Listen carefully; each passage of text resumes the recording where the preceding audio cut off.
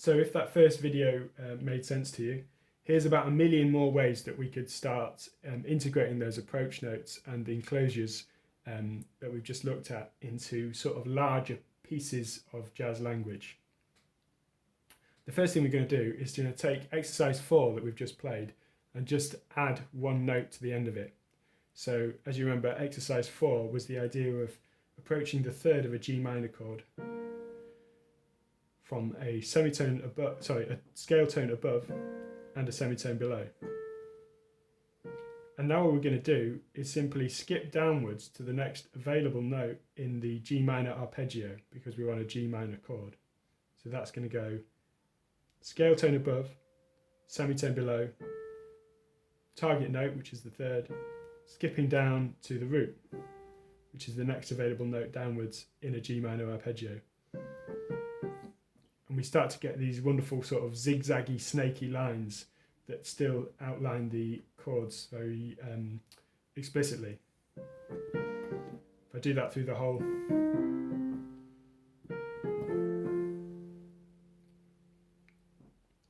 So that's jumping down to the next available note in the arpeggio. What if we jumped up? We could go scale tone above, semitone below, target note, and then jump up to the fifth, which is the next note up from B flat in the G minor arpeggio.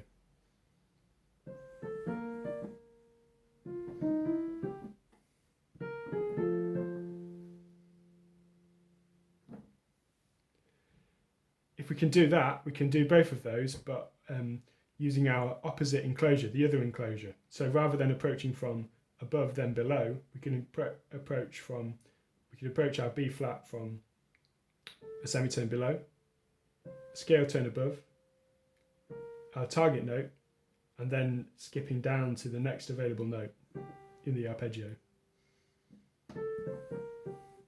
Let's try that through the whole chord progression.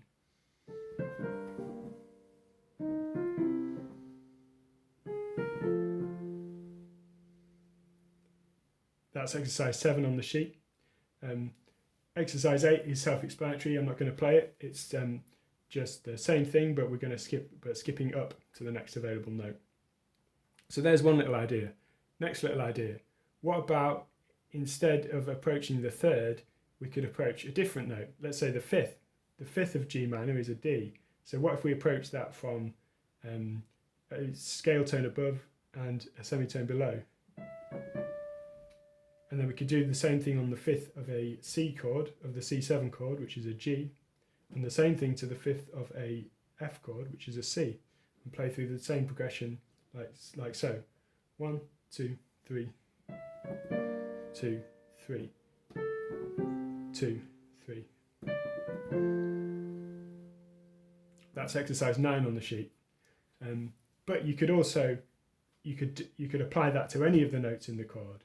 You could approach use any of these enclosures or approach notes to get to the root of a chord. So we could do it to the root of a G minor chord. We could combine that with our idea of jumping to another chord note, or down to another chord note. We could approach the ninth of a chord, and then, so let's try a C7 chord.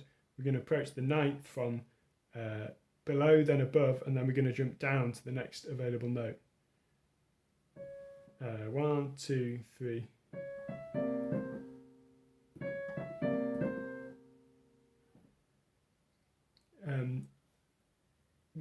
So that's already so many ideas, so many possibilities over just one chord progression and using just one simple idea.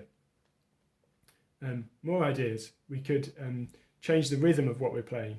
So we could move that whole pattern so it's a quaver earlier and our target note arrives a quaver before the chord does.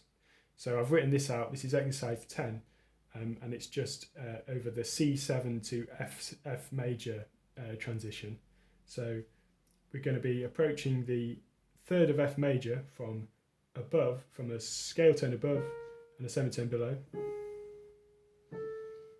But this time, that A is going to happen momentarily before the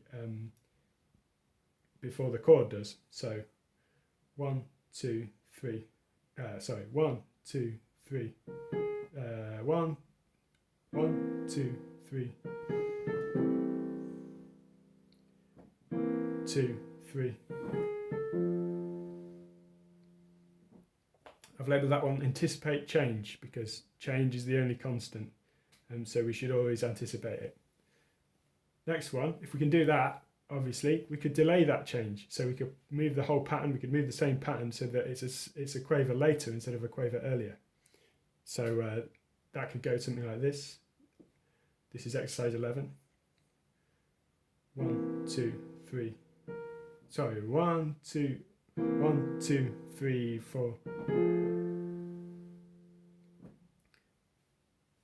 Both of which have quite sort of distinctive and they're both quite sort of cool sounds. One of them turns up a little bit too early to the new chord and one of them turns up a little bit too late. Other things we could do, we could start integrating those ideas into scales. So now we're starting to think about how we might be in the middle of playing something, and just like when we speak, we might start a sentence without knowing how we're going to finish it. The same thing happens in music. So exercise 12, you might find yourself, you're on a C7 chord, you're playing down your scale of F, or your C7 scale. You get to here, and then you decide you want to land on the A, which is the third of the F chord, so you can use that little enclosure.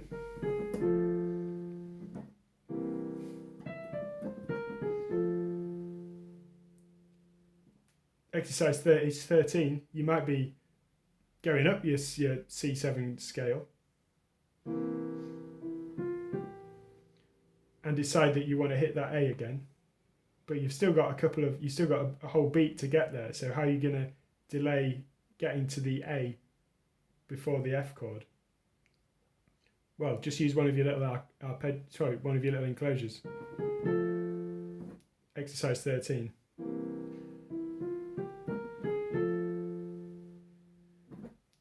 Obviously, all of these work with any of the other ideas. So you might do a scale and then anticipate or delay, or you might do that pattern and then that I've just played and then jump to a different chord tone.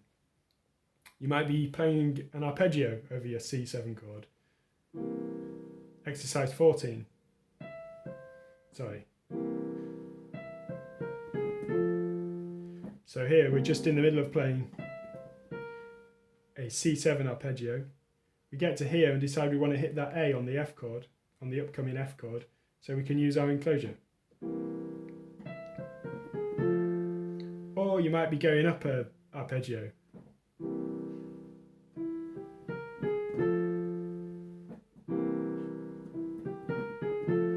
So I'm going up the arpeggio of C, this is exercise 15, up the arpeggio of C7, and then I decide to play my enclosure to land me on the A. A myriad of possibilities presents itself. One final one, we could bunch a whole load of these enclosures in one after the other. So we could go, I've written out a couple of sort of stupidly complicated ones over the same chord progression just to show you how far you can take it.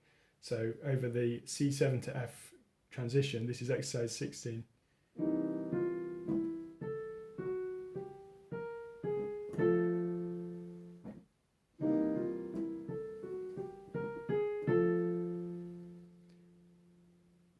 So we've ended up with a weird snaky chromatic line which has loads of notes in it which have nothing to do with C7, but because they are all approaching certain notes which are in C7, it doesn't sound out of place because everything's heading in a direction. One more of those, I've written another weird snaky one which comes down and approaches the third and then the root of C7 and then the third of F major.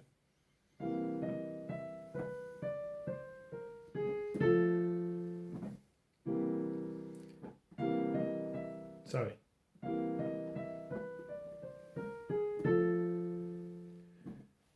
So stick all of those in, mix them all up, see what you come up with. Let me know.